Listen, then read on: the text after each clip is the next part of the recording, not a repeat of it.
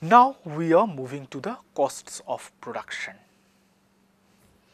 What happens when we bring cost in the production? If you remember, when we discussed about consumer behavior, after discussing about satisfaction and meeting our satisfaction with the best outcome or the best bundle of commodities, we also needed to think about the budget, right? How much I have in my pocket.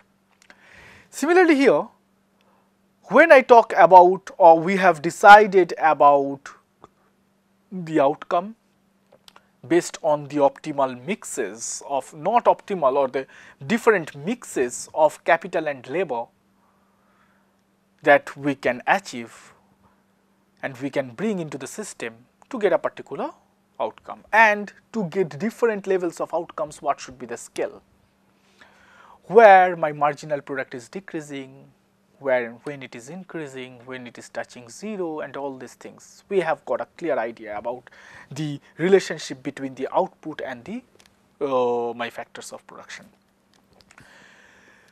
Where cost pitches in, when I have to think that somebody is holding me, that's my manager is holding me, that you don't have liberty to take complete decisions on your own because it's me who is putting money or somebody else who is putting money. You have to think about that. And then this cost curve is basically my budget line in the consumer behavior, and this cost curve is the budget line when I talk about my theory of a firm. So the cost curve is known as Isoquant curve. The same thing as we know isoquant, iso means same, quant means quantity, the same quantity with different capital and labor options. Cost curve is the same, iso is same, cost is cost. So the same cost curve on a particular line or curve, where with all the given capital and labor combinations, I have similar amount of cost. So the set of combinations of inputs which give you the same amount of cost or the budget you have decided is my isocost curve. So on an isocost curve, I will come to know that how many capital and labor I can recruit given my budget. When I do that, I have to think about the price of capital. Pk is my price of capital and PL is my price of labor. Pk and PL, and the cost can be given as C is my cost constraint or the total budget outlay. Yeah, cost, or you can say budget outlay. Yes, the amount of capital is K, the amount of labor is given by L. Now, my total cost can be determined by how many capital I have hired with the price K of K, Pk for per unit capital and price of labor for per unit labor multiplied by L. That is the number of labor. If you remember, this is the same thing what we studied in budget line concept in consumer behavior, that my total income, if that was 100 rupees, determines that how many apple and orange I will get based on what is the price of 1 unit orange and 1 unit apple. Similarly here, we will decide upon, given my cost budget constraint, how many capital or how many labor I can get. That will be determined by the price of capital and price of labor.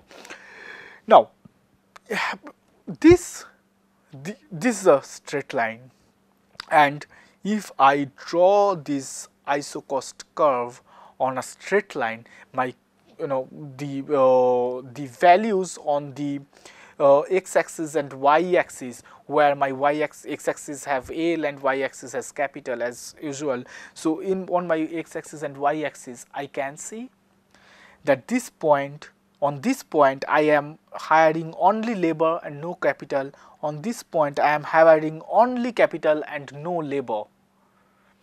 So this point, if k is 0, so my number of labor on this point is, if k is 0, then number of labor should be C by PL, because with that cost, divided by the number of or amount of price, or the amount I need to pay for 1 unit of labor. If I divide that, I will get the total number of labor if I don't pay for any capital. Similarly, if labor is 0, the number of capital I can recruit is cost divided by price of 1 unit of capital. So this point can be given as C by PK, and this cost can be given as C by PL, and if I join these two lines is my isocost line, and then the slope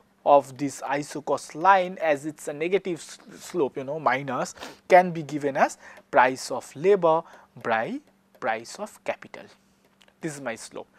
It's the same thing what we studied in budget line in consumer behavior. The slope is Px by Py. And we can identify that given the budget, what can be my best outcome achieved, or how much outcome I can at most achieve. So for that, whenever we talk about the output or outcome, I have to draw my isoquant curves. Because they give me idea about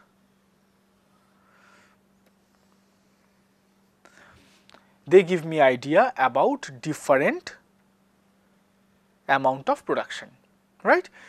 Now my isocost curve is something like this, and I can produce this amount on this isocost line. This is my isocost line, this straight green line, and on this isocost line,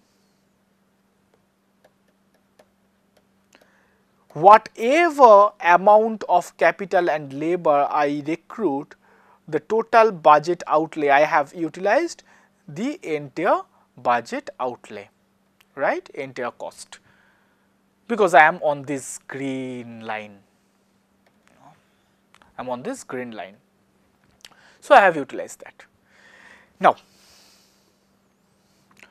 what happens? I can produce on point A, I can produce on point B, and I can also produce on point C.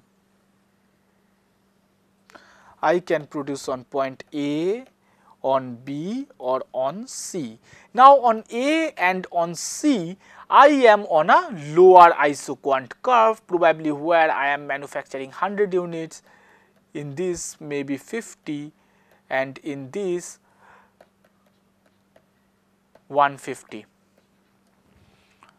Yes, but on B, using the same amount of cost or budget, having a different combination of capital and labor as compared to C and A, this combination of capital and labor, L star and K star, probably will give me a higher amount of output, which is 100 units and the best one. Yes, because here my isoquant is tangent to my isocost curve. My isoquant is tangent to my isocost curve. Therefore, I can identify with which combination of capital and labor I can get my maximum output.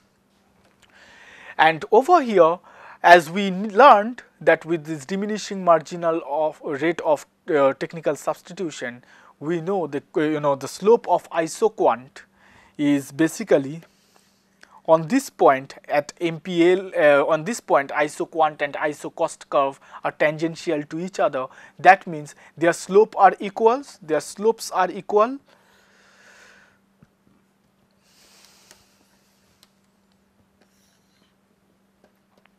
So slope of isoquant is equals to the slope of isocost line.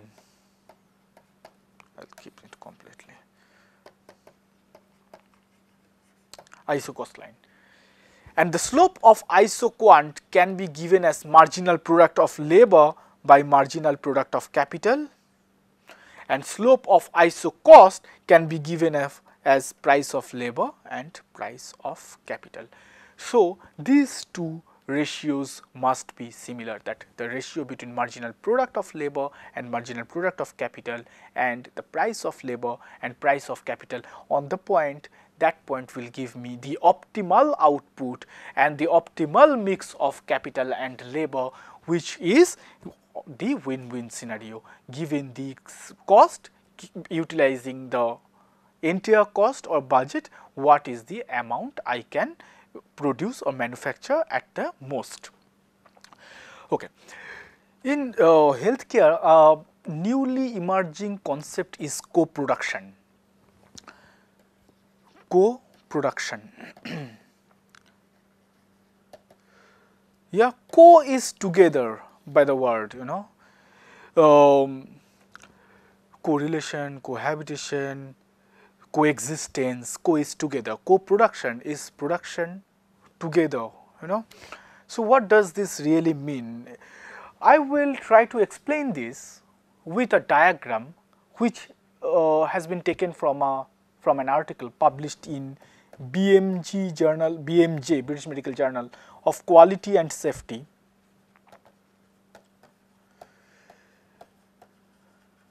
It was published in 2015 and Batelden et al.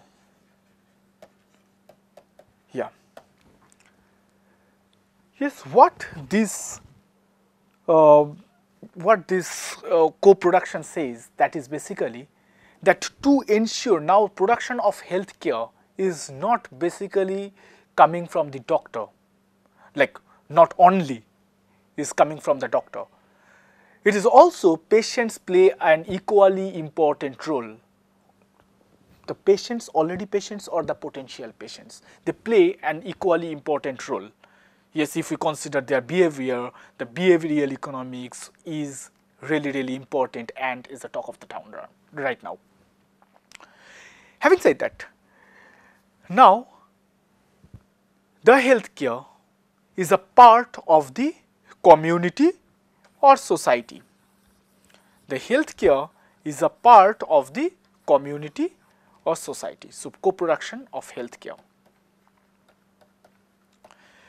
So co-production by definition in very simple way can be discussed as involving outsiders or outside people who are not directly within the system of production. So involving those outsiders in producing services basically, as well as it's not only they are benefiting, of course they are being benefited, because if the healthcare production or the healthcare provision is improving, it is the people who are outside those healthcare provision system.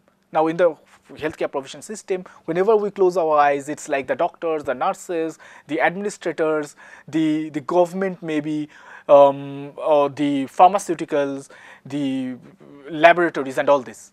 But who are the outsiders here is the patients. They really don't play an important role in the production process, but if we involve them, so that is the co-production. So the hospital, the healthcare system is being benefited in benefiting the patients. In a diagrammatic way, if we represent this circle as my community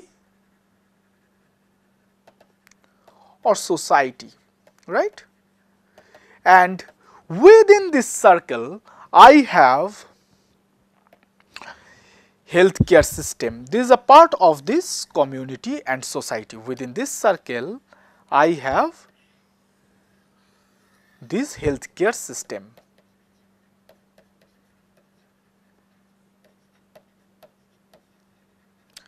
Now, directly or indirectly, in this healthcare system, who are involved? One is the patients,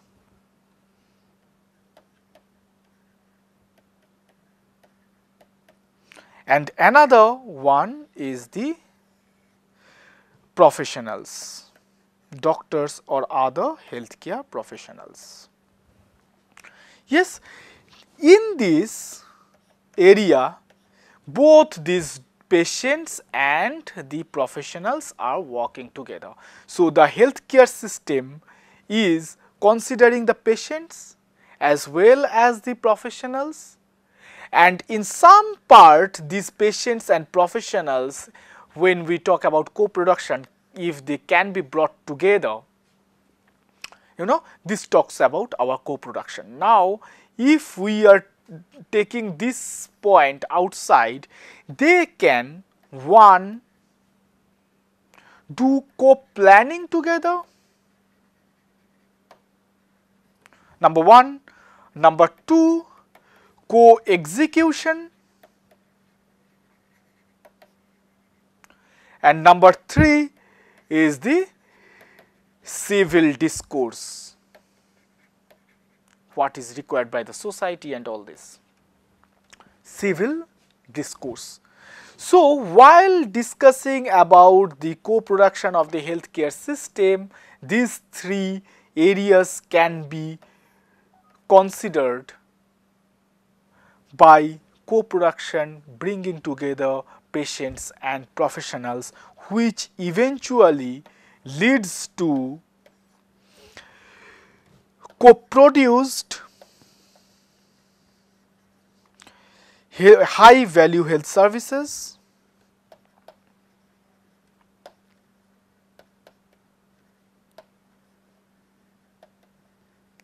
co-produced high value health services, and finally it talks about good health for all. That's the desired outcome, right? Good health for all.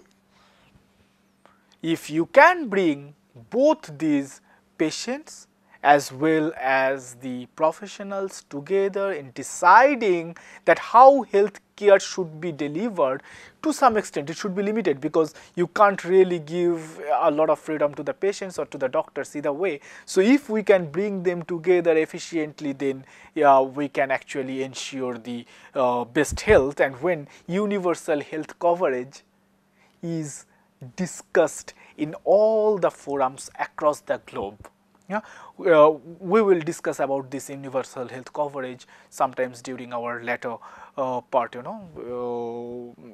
our health economics course. Thank you.